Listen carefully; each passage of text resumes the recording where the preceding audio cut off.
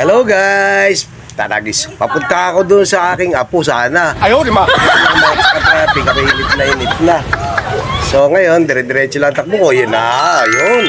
Ayun na yung aking apo, nakita ko na kasama ng kanyang mama. Uy, palapit na. Ayan na, nakarating na kami sa bahay ng aking nanay. So ngayon, ayun.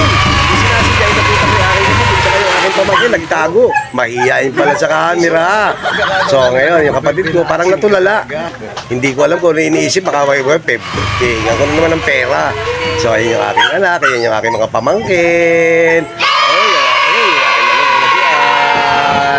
Ayun, inabot sa aking kapatid, kay Engineer Armida Andre.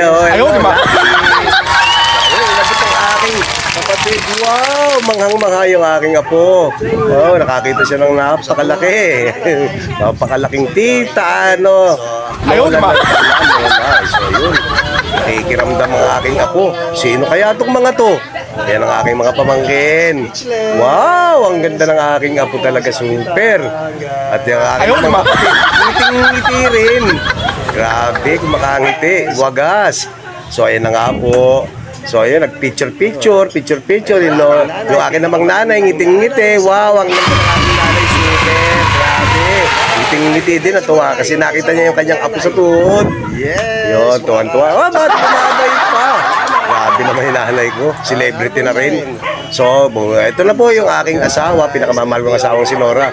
Natuwa rin na makita yung kanyang apo. So, apo po namin siya, si Abitar.